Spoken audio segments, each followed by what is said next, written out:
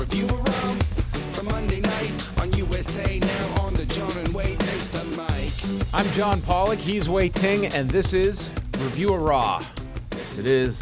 Where we are going to review Raw from Monday night, the third straight night that the WWE came to us from the Barclays Center. Yeah, I guess no basketball nor hockey right now. So what do they do with the Barclays Center outside of wrestling? Wrestling. That's it. It's wrestling and concert season, I guess, in August. Okay. So this was the second straight year that they did this, 3 straight nights, and they'll do it again next year. So they are already committed for it. Do they have a contract or something? Or? They announced right after the success of last year's that they were doing 2016 and 2017. Right. Do you think overall this was a success? I'd say so. I mean, look at the, by the 5th and 6th hours of SummerSlam, I don't know how, if any crowd would have survived that. But I mean, look at the 3 shows and overall how great the crowds were. I would say definitely. And of course, New York being such a big media market, much like LA, they get a lot of other benefits too. This company feels very hot when they have a big show in New York. And you saw it just from what media was covering them. I mean, the women had a big GQ feature. The Undefeated did this great feature on the New Day, and here it is, three African Americans that are in a prominent spot and talking about kind of the history of race issues in wrestling. I thought that was a very interesting piece, and just all the other media that congregates for this. I mean, they do have a lot of buzz when they have a big event in New York like this, and pairing them all together. So it is very strategic. We're going to get into Raw because there's so much to discuss from Monday night's show coming off of SummerSlam, and immediately the announcers give the update on Finn Balor's shoulder injury, which had been talked about throughout the day, and people discussing the severity of the injury. And right before the show, Mick Foley had tweeted out the fact that Finn Balor was going to be stripped of the title, and they showed the powerbomb spot from SummerSlam where Seth Rollins powerbombed Finn Balor into the barricade, and they show him popping his shoulder back in to the socket. That was awesome. I had no idea. That was not awesome, Wai. Well, it was awesome that despite the very unfortunate circumstance of the injury, by doing this, and I thought Cole and the announcers did a great job putting Balor over, in spite of the injury, fighting through the injury to win the match. I thought he came out looking really good. And then this poor guy had to go on Good Morning America and give a speech knowing that, or an interview that he probably knew at that point what the fate of his arm was. He had to apparently wear a sling to the interview and after the interview, but not during the interview. And then he had his MRI, and it revealed a torn labrum. So they're saying 6 months. So what is that? Where is the labrum? Yeah, you know where that is? In your shoulder, Wai. Like, you know what part? In there. I don't know. Yeah. I've never torn my labrum before. Okay. Yes. But I see you're trying to belabor this point. So 6 months means it's going to be touch and go with WrestleMania. 6 months? Wow. That's a long time. Well, that's the time frame they gave on this. Wow. I mean, at least with the surgery, I mean, they were talking about whether he would need surgery or not. I mean, surgery sucks. Will at least correct the problem. And I mean, it's tough. There's never good timing. In hindsight, John, I mean, do you think it was a good decision to give the guy the title, knowing that this outcome, in hindsight, was it a good decision to give him the title? Because I think it is. I think, yes, you're not going to have your champion come out, but coming out of this, you actually have a very positive situation where you've already made your champion, made Finn Balor. I mean, now you get to build that anticipation for him to come out, and you're also building up to a new main event. When you look at the time frame, that is somewhat concerning, the fact that it's going to be so close to WrestleMania, because 6 months from now, we're looking at, that's right in the middle of the build-up for WrestleMania, where it's very tough to make a comeback then and not get lost. When WrestleMania programs are getting locked in around the end of the year, early January, are we sure he's going to be back? Is he going to have a hiccup in recovery? I mean, there's so many factors that you can't guess, but it becomes very tough. And there's also that, maybe we skip WrestleMania and he comes back afterwards. Maybe. There's certainly the story for him to return, the first champion who never lost his title. That's a very easy story to tell, especially as a babyface. So he comes out with Mick Foley, and they showed Mick Foley's tweet on the screen, which I imagine a lot of these fans who are in transit to get to the Barclays Center, probably a lot of them were not even aware of this at this point, unless they were on their phones maybe. But they booed this so loudly when they saw the news that he was being stripped. And Foley and Stephanie are in the ring. They bring Finn out, and he is wearing a sling. And I have got to say, on what I would venture to guess is at least top 3, if not the top 1 of the worst days of Finn Balor's career, this man had a remarkable smile on his face.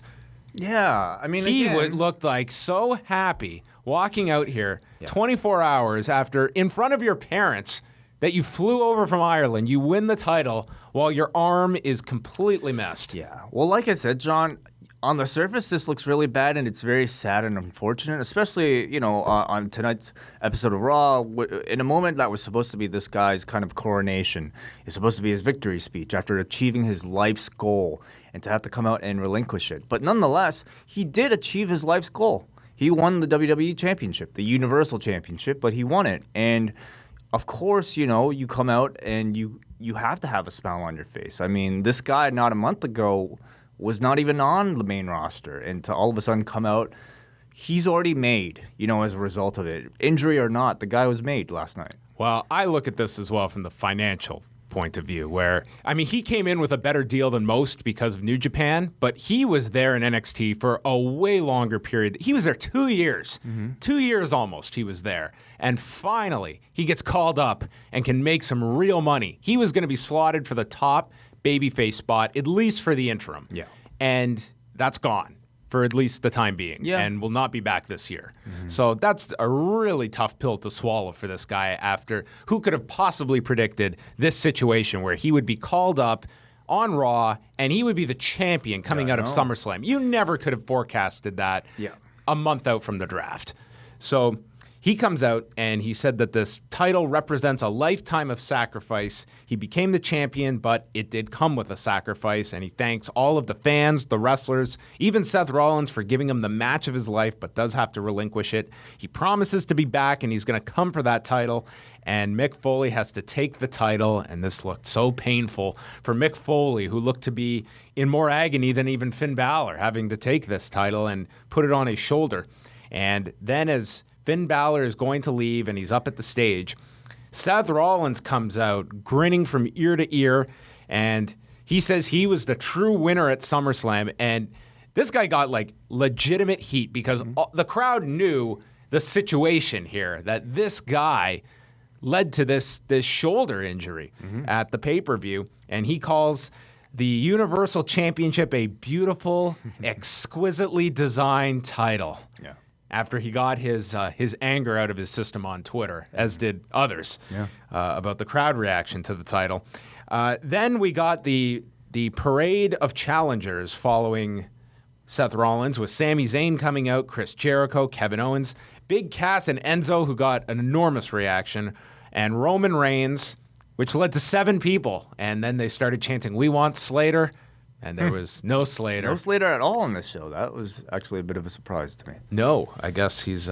So they had a bunch of guys show up, but not everybody that ended up participating in the matches. No, we didn't see Rusev and we didn't see Neville. But That's interesting. How many people left this segment believing that Enzo would be in a qualifying match to challenge for the WWE title? I mean, I kind of did. Like, this was where you were led to. Yeah, I mean, you have to kind of... you have to understand, really, in order to appreciate the segment, I think you have to understand just the curveball that they must have dealt with all day. I'm sure none of this was part of the plan at all yesterday until they found out about Finn Balor's injury. But what I got out of the segment was we got a small glimpse of what Finn Balor looks like with the title belt. And I think, the guy comes out dressed in a suit and looks like a very... very good representative of the company. I think he's exactly the type of look that somebody like Vince McMahon would probably look for. His speech was okay. It came across a little rehearsed. It wasn't really the type of tear-jerker speech that we're used to from like a Daniel Bryan or maybe like Shawn Michaels. But nonetheless, it's not totally a bad thing for him. I think he'll come back in the exact same spot. And your conclusion on this beautifully, exquisitely designed title belt? I knew that. I mean, the rumors were that it was going to look the same, just like the women's title. It was going to look the same. And I don't hate the idea at all that they want to make it look the same, because they're taking a cue from the UFC, where all the belts look the same, and thus you have the women's title, you have the strawweight title mean just as much as the heavyweight title. That's the idea, so I don't hate it. I'm not clamoring for a new design or whatnot. I'm surprised it became as big a deal as it did to people. I think it was just the reactions from the fans. I think had there not been all those chants, this would have been a non... Remember a few weeks ago when the Raw logo was the worst thing you've ever seen? Dude, it's fine. It's like a week later, who cares? Yeah. Do you think they'll change it now that they have a second chance to crown a new champion? No, I don't think so either.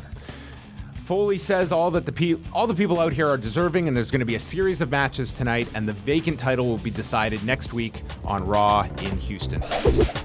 Now it's your chance to be heard on Review of Raw. Each and every week, we're going to be giving away a t-shirt from Pro Wrestling Tees. All you have to do is cut a promo in 30 seconds or less and submit a video link at Law Radio using the hashtag PWTeesPromo, and we will be announcing winning entries each week on Review of Raw. Here is this week's winner. Braden Harrington. I'm not a religious man, but I've got a little girl. And I can't listen to what's next because you keep dropping F-bombs. Well, I got an F-bomb right here for you. And I'll tell you right now, I'll drop it on you. And when I do, you'll hear bells, and those bells will be an angel getting their wings, and they'll pick up your worthless carcass, and halfway to heaven, they'll realize what a scumbag you are and drop you straight to hell.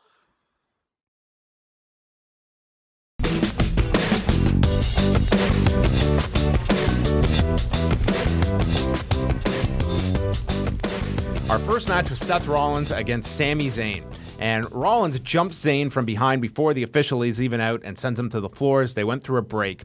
Zayn teased a dive. Rollins got out of the way, and then he goes for a powerbomb into the barricade on the floor, and this crowd just reacted like he was trying to pull off a gonzo bomb or something. He teased it. Yes, he teased it, but didn't do it. Which I love. I hope it becomes a standard part of his repertoire. Is this retired? I would have to think so, because wasn't Sting injured twice in the same match way? with that? Yeah, so I don't think he'll hit it, but the tease of it is good, and I'm sure it'll at this point become like a tombstone pile driver or something that's seen as incredibly dangerous that he'll only pull out in special occasions. The difference between this and the Styles Clash, which got a bad rap a while back when people had been hurt, is that the Styles Clash, as AJ will explain, it's that just don't do anything and you'll be fine, and there's a way to protect yourself, and far be it from me to break down how to take a move, but the power bomb, it's just you can't really control how the guy's going to land, and the guy can't control how he's going to land into an object that he cannot see. So you're taking a risk, and now there is a bit of a body count with this spot that is, does he really need it? This was a nothing spot in the grand scheme of that match, and in all of Rollins' matches. It's a transitional spot. It's not something that I think anyone would notice tomorrow if it disappeared. No, I don't think he'll continue using it, but he will probably keep teasing it, which I think is great. And he was right to do it in this match.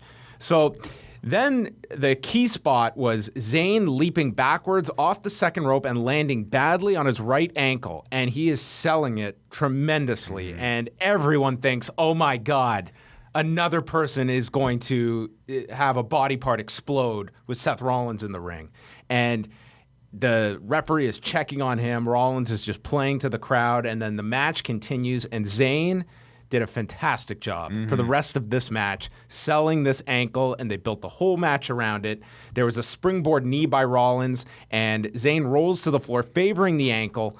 Then they fight on the turnbuckle. Zayn goes for a sunset flip powerbomb, and in landing, lands like with his heels down on the mat instead of landing on his feet.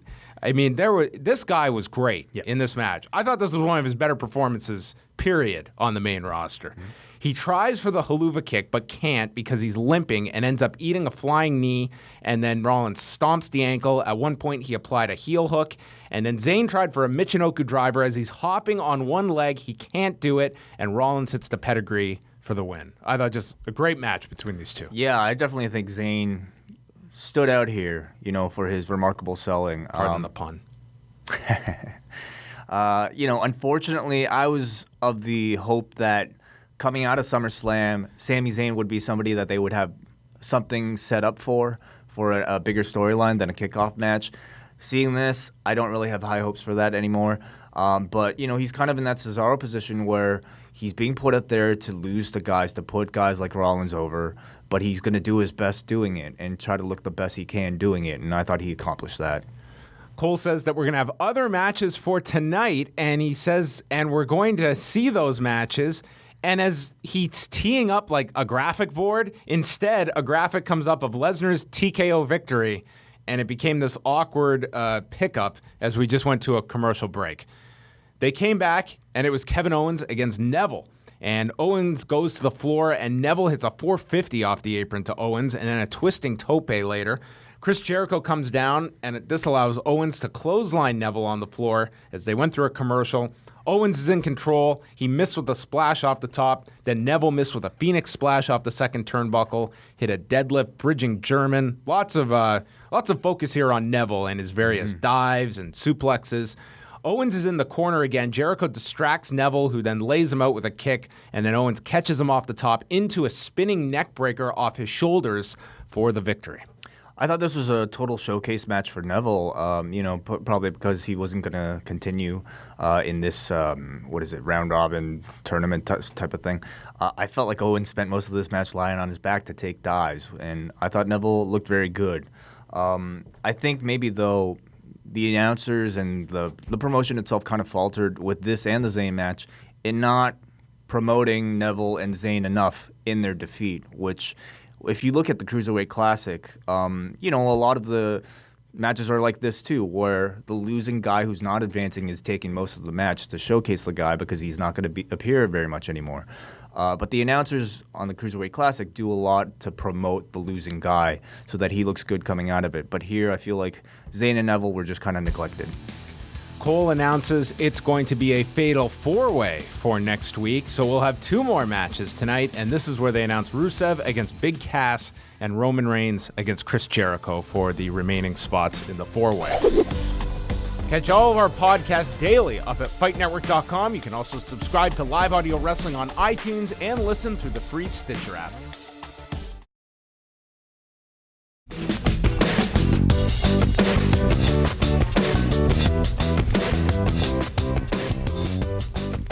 The New Day comes out, and they are celebrating 365 days as champion, as they won the titles at SummerSlam last year, and they thank the fans for being vocal during the good times and the bad, where they note those vignettes.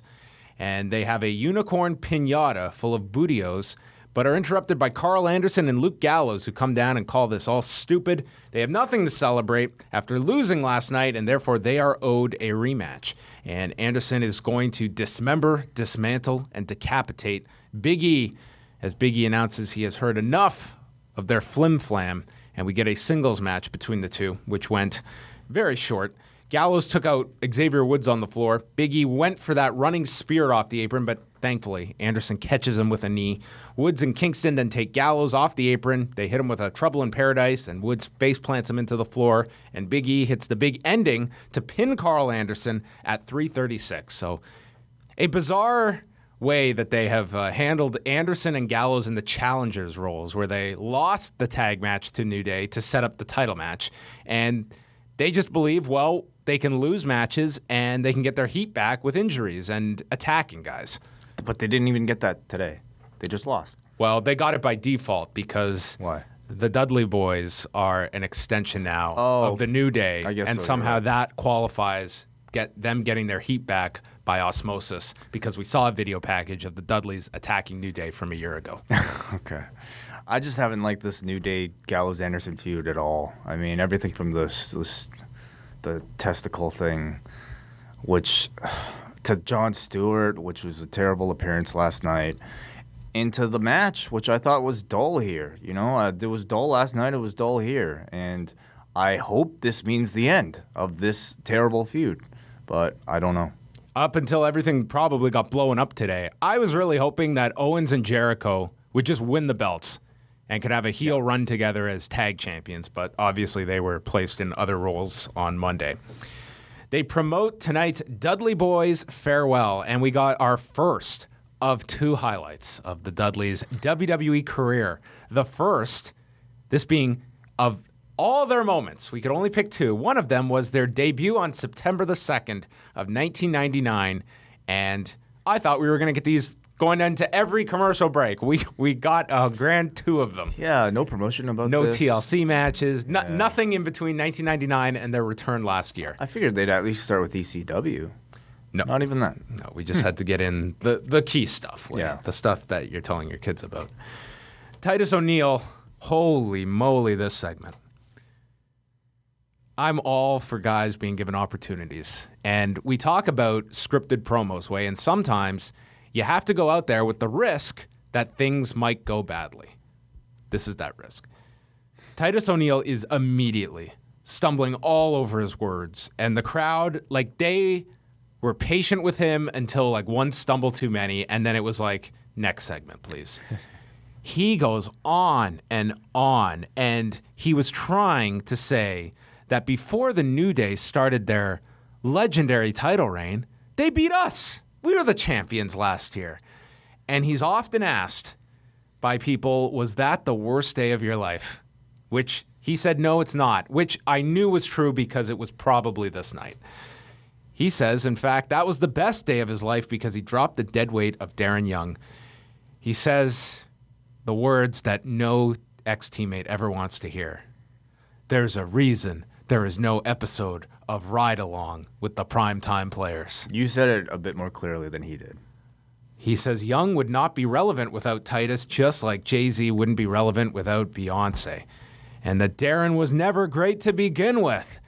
And says if it wasn't for Darren Young, he would be Universal Champion, which is a graph I would love to see where the dots are connected on that outcome. He stumbles again as he's saying, I blame you, and goes off on Bob Backlund. He says he wants to bury Darren and calls out Darren repeatedly, who never comes out. Yeah. In fact, the crowd starts chanting, we want Slater, and Titus has to address that. But it took forever for Darren Young to come out, and I wonder if it was just... Titus also couldn't hear what they were wanting. He's like, I don't know what you want, but I want Darren. I think he could hear. Well, maybe he made it up. But I mean, I almost felt like they were purposely delaying Darren Young's entrance or Bob Backlund's entrance here just to see how Titus would react. Don't throw him the life raft yet. So Bob Backlund charges out, and Backlund comes out of the corner and applies the chicken wing on the could-be Universal Champion. And Titus escapes and stomps Backlund and slams him. Young runs in, and Darren gets hit with the clash of the Titus as he checks on Bob Backlund. This was one of the worst segments on Raw this year. I wouldn't go that far. I would. Come on. This was pretty bad. Listen, was pretty long. It was not good. I'll give you that. But I'll say it was an improvement over what they've been doing, okay, John? Way. Which has not been good, which is still not. But I'll, this was a feud that was seriously going nowhere. They were wrestling for the sake of wrestling, I found, without any real backstory. So a segment like this with Titus coming out, clearly defining his heel role in this, is something that the feud sorely needed. He cut a promo and wasn't that great, kind of danced around in circles a little bit, but at least now we know who the babyface is and who the heel is. But at some point, you kind of have to just stop blaming the booking and just see these two and say, maybe neither of these guys are just that good. And we're going to get more matches out of these two. Yeah. I mean, the Raw pay-per-view is not until the end of September. Are we stretching this that long? No. I can't possibly see that happening. They're going to have at least 3 matches on TV before that. This should be reserved for superstars or something, I think. But these brand split pay-per-views are really going to be an exercise in depth and how these guys are utilized and how they're going to get what you assume are going to be 4-hour shows with the kickoff. Yeah. It's going to be a challenge. You can check out the Law's YouTube channel at youtube.com/liveaudiowrestling. Subscribe for all of your free videos, including Ask Away, interviews, and much more.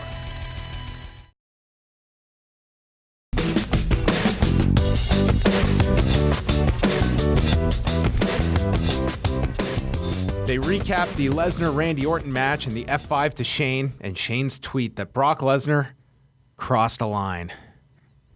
As did Chris Jericho, I guess. Willingly. Tom Phillips interviews Stephanie, and she agrees Lesnar crossed a line, and there will be repercussions. And that was largely it. That was our follow-up on Brock Lesnar defeating Randy Orton at SummerSlam. Lana introduces Rusev, who comes out with taped ribs, and they showed this still photo of Roman Reigns spearing Rusev in midair from SummerSlam, and this photo looked awesome. The spot looked awesome. The spear was looked great. really good. It was the only real good part about the match. I was not negative on Me what neither. they did with Roman and Dude, the last thing I wanted that late in the show was another 15-minute We had match. already seen the match a week ago, and yeah, 5 hours in, I did not want to see that match anyway, so I didn't mind it at all. So Enzo comes out with Cass, does the promo. It looked like all the material was spent on Sunday night for Enzo, who was left with asking where Bulgaria is among the 5 boroughs. There wasn't even really a punchline to this. And Cass just took the microphone and said he's going to finish the job that Reigns started and spells out soft. Rusev and Big Cass. The crowd went on a collective intermission during this match. They went to a break quickly. Cass missed a splash in the corner, then came back and hit the splash to the bad ribs. Rusev is getting out of the way of his offense. He head kicks Enzo on the floor, comes back in, and Rusev rolls away from an Empire elbow. Then he gets sent into the steps, ribs first, comes back in, and Rusev gets hit with a big boot. He's on the floor, and he's done for the night. And he just walks off getting counted out as Big Cass goes to the fatal 4-way.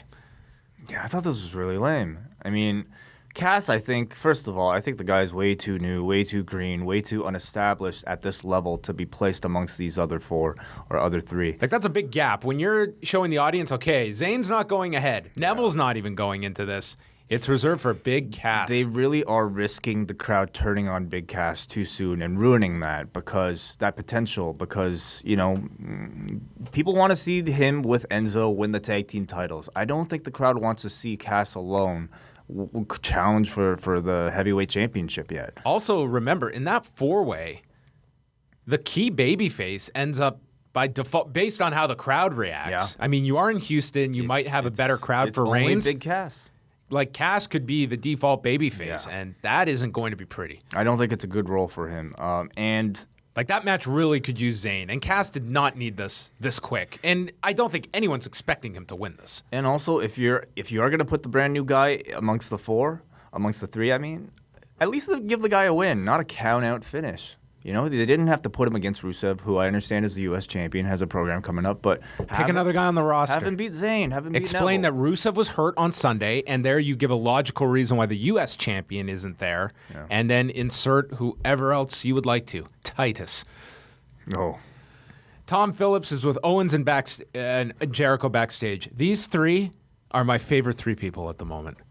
They did a pre-show promo together. They did a post-show promo where Chris Jericho is just butchering the French language. These 3 are just great. Jericho calls him Felipe and says it's a stupid question when he's asked what happens when you beat Roman Reigns and get into the fatal 4-way, and we get dissension amongst Jericho and Owens, which I just pray they don't just break these 2 up as they do so often quickly with tag teams. Like, these 2 could get a nice little run together because they're not doing anything singles-wise. Anyway, Owens says that he will make a great world champion. Jericho notes he's been world champion. Now he wants to be champion of the universe. They both say they're going to win next week. And Jericho says that Reigns won't get the chance to make it to the fatal 4-way, and Reigns is going to get it. A good promo from them. Charlotte and Dana Brooke come out.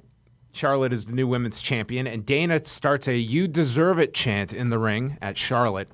And she says that she is the top female athlete in the world, ahead of Serena Williams and Simone Biles, and especially Sasha Banks. As Charlotte says she's the money of this division and did it all by herself, without her father, without Dana, and tells Sasha to never come back when she's cleared. So Mick Foley comes out and says that the women did tear the house down. The crowd is chanting for Bayley, and Mick says that Sasha will get a rematch when she returns, and that Charlotte believes she deserves the night off because there's no one left for her. And Foley says that there are some things that are awful that you have to go through as the GM, such as taking the title away from Finn Balor, but there's other things that bring sheer joy, such as signing the hottest free agent, and that leads to Bayley coming out and officially being part of the Raw roster, which I think everyone expected, and this was probably the venue to do it in. What did you think of the reaction she got? I thought it was tremendous to do it in Brooklyn, in front of a crowd that saw her have a great match on Saturday. And a year ago, I saw her have the match of the year with Sasha Banks, and she felt like a big star. I was actually expecting her for SmackDown, though, not necessarily for Raw. Well, I think with Sasha, who has a back injury, but is not going to need surgery, so it doesn't look like it's going to be a lengthy time off for Sasha Banks. I think they're looking at filling that void immediately. Yeah. And SmackDown, while it doesn't have the depth that Raw does, it does have the numbers on SmackDown. I mean, they have a lot of women now on SmackDown. But so Bayley's on Raw. She comes out and she gets on the microphone and can't believe that this is all happening. She hugs Foley. And Charlotte says there's a reason that Bayley got left behind in the Revolution. Bayley says she would never try to upstage Charlotte, but she does challenge her for the women's title.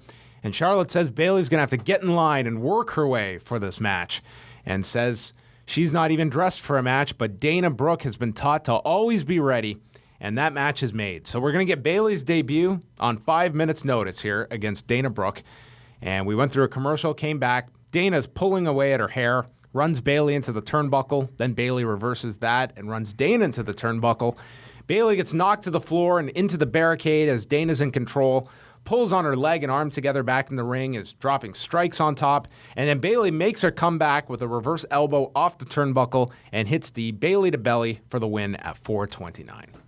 I didn't think the match was all that great. I thought this needed to be a showcase match for Bayley, but I don't think she really showed all that much. But I think the program is one that I look forward to, and I thought the interview was great. I thought Bayley coming out here in a few short lines was able to establish her character, was able to convey her innocence and her gamesmanship against Charlotte, and I thought Charlotte was tremendous. I mean, She was very good. I continue to be impressed by the confidence and the comfort that she's showing and the improvement that she's showing week by week. So I think with Sasha gone, they have the title's in good hands, and the division is in good hands with these two, I think. They show Roman Reigns walking backstage, and Tom Phillips interviews him, and he is going to shut Jericho's mouth tonight. Okay. That's a promise. Cruiserweight division vignette aired, and it will be arriving on September the 19th in Memphis. This will be the Monday after the Cruiserweight Classic. So we have our CW scene expert here on Review of Raw right after the finals, which they're going to be taping later this week, the semifinals, and then the finals will be live on September 14th. Gotcha. Who do you believe is winning this whole tournament way? Well, a lot's changed since the beginning of the tournament when, we figured it would either be Zack Sabre Jr. or Kota Ibushi, but kind of knowing now that neither guy is signing, it kind of leaves it out in the open between at the moment a few names. But here they showed T.J. Perkins. They kind of showcased him, and we know that he is signed, so could be him, but I doubt it. Do you like the trophy? It's fine. It's a trophy. Could this have been the opportunity to have just your champion wins No, this? I think you could save that for another match. All right. Yeah. This Sunday night on The Law at 11 p.m. Eastern Time, tune in as Jason Agnew and Dan the Mouth Labransky run through the entire week in professional wrestling news, and we are going to be joined by legendary announcer Jim Ross, plus Dave Meltzer from the Wrestling Observer newsletter, your phone calls, and more. It's The Law, Sunday night at 11 p.m. Eastern Time on TSN Radio, and listen at liveaudiowrestling.com.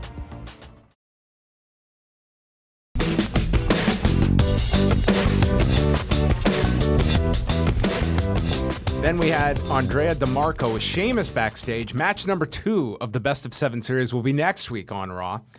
And he says that Cesaro is like the Suicide Squad of the WWE, which is a recycled line from, I believe, a week ago, where we got the comparison of Jared Leto to Heath Ledger. Oh, okay. Anyway, saying lots of hype but underdelivers. And then goes to rattle off every New York sports team and says, unlike them, Sheamus is going to be a winner. Braun Strowman He returned, and this week's job guy was Johnny Knockout. And Byron interviewed him and asked, "Why are you doing this?" And Johnny Knockout replied, "Because I like big, sweaty men." Yeah. Anything to say? No, I didn't know what to make of this. Well, I could probably assume that this was not a babyface promo from Johnny Knockout. No, it was designed to be... It was designed to make Vince McMahon laugh. He's a weirdo. Yeah. It did get him trending. A lot of people talking about Johnny Knockout following this segment. Oh, well, Yeah. good for him. Braun killed him. There was a "Let's go jobber" chant. He got tossed into the corner, was splashed, and then took a reverse chokeslam and lost in 1:19, which might have been the longest Braun Strowman match since the draft.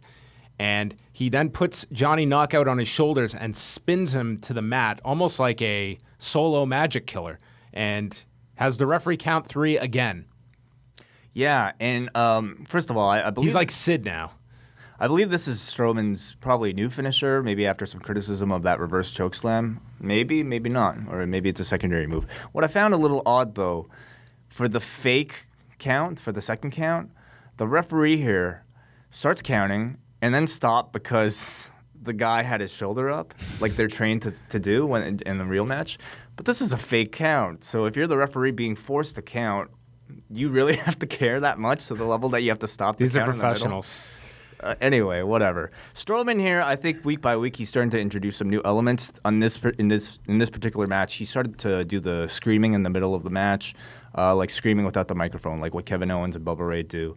And they added a little yell, like a little roar at the beginning of his music as well. So he's adding depth to his character week by week. Those dimensions. Yeah, I thought it was an improvement. It's good.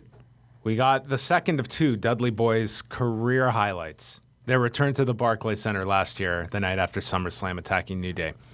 So then the Dudleys come out for their farewell, and Bubba comes over. He shakes the hands of the announcers. The crowd's cheering. They're chanting ECW.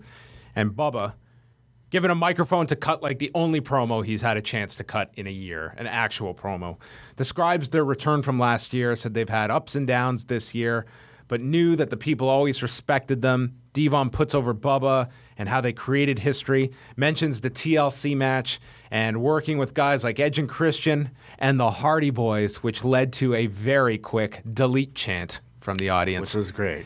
And awesome. Devon says he would do all of it over again tonight. And Bubba tells the people that you're always chanting and cheering for us.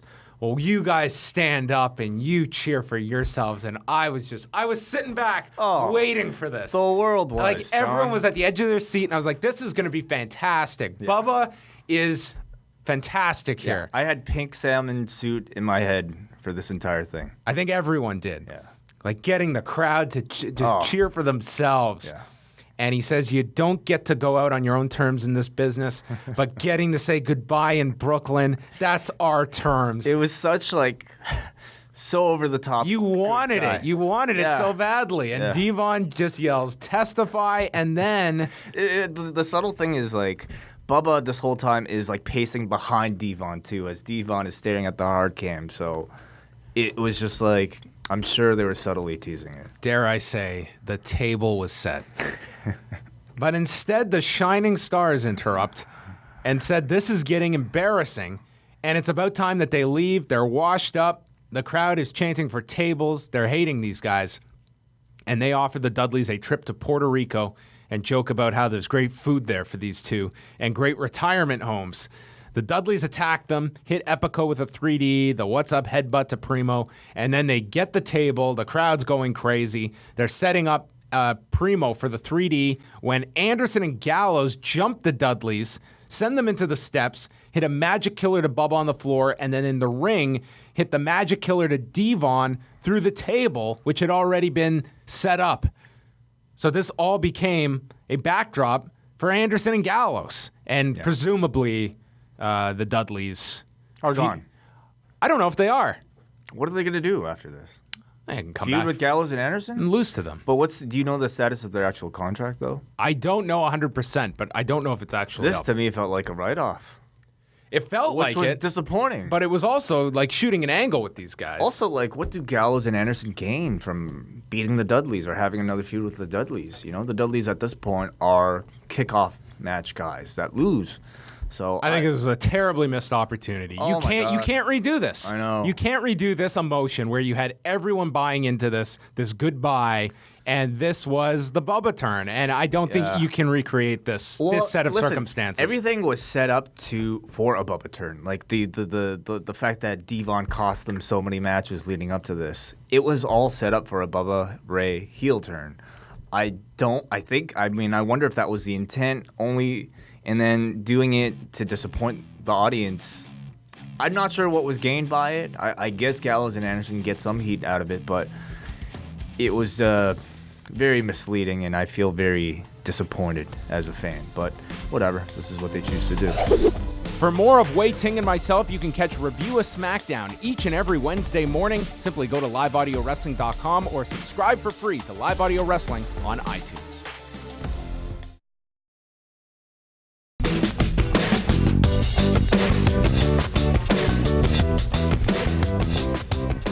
The main event was Chris Jericho against Roman Reigns. Jericho raked the eyes of Reigns as the referee is pulling Reigns off of him in the corner and ended up like dealing with his eye the entire match. The crowd's chanting, "You can't wrestle," and There was a dueling chant of "You can't wrestle, yes he can," which was new. so there you have some people sticking up for Roman. They go to a commercial break. They come back. The crowd is very into Jericho and cheering for him whenever he would get any offense in. Reigns then sent Jericho into the corner, and he's seated on the second turnbuckle, and Reigns makes a comeback. Jericho then ducks a Superman punch, goes for the walls. That gets blocked, and Jericho lands an enziguri. Reigns comes back, hits the Superman punch, and Jericho kicks out, then goes for a spear, but Jericho stops him with a boot. The Codebreaker gets blocked, and Reigns hits a sit-out powerbomb for a 2 count. This is when Kevin Owens runs down. Reigns knocks Owens off the apron, and it leads to a near fall with Jericho using a schoolboy on him. And this is when the crowd kind of shifted at this point, with Reigns having to deal with the numbers. Reigns hits a Superman punch, and then he sets up for the spear, runs at Jericho, and Jericho rolls through with a cradle into the walls, applies it, and Reigns gets to the rope. Owens then nails Reigns in the injured eye, the announcers note, and he hits the Codebreaker on Reigns. Reigns kicks out, and then Jericho is just slapping Roman repeatedly in the head, in the face. This is awesome. And Reigns then starts slapping him back, and audibly you hear Roman, "You like that? You like that?" as he's just slapping him away, and like clearly had been gotten to here during just a very basic taunt. Yeah, which I think is just them getting into the match. You know, I think Jericho, again, still incredibly.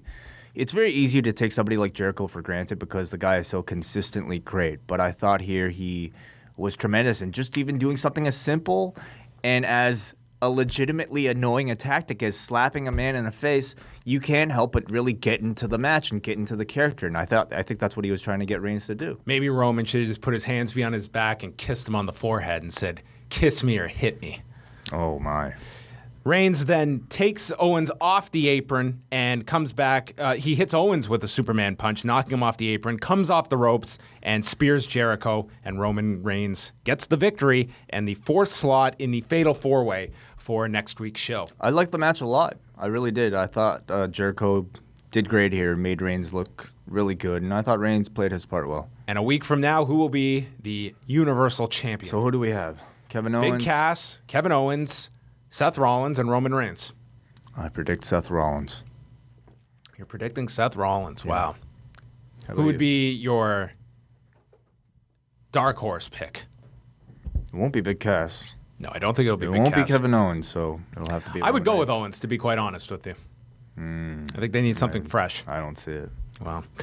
We will find out next week. That is the 4-way that has been set up, and Wei Ting and I are going to be back on Wednesday with Review a SmackDown. We're going to see how SmackDown follows up SummerSlam, and we will also chat about Episode 2 of Evolution of Punk. Oh, right. As CM Punk continues his journey towards UFC 203.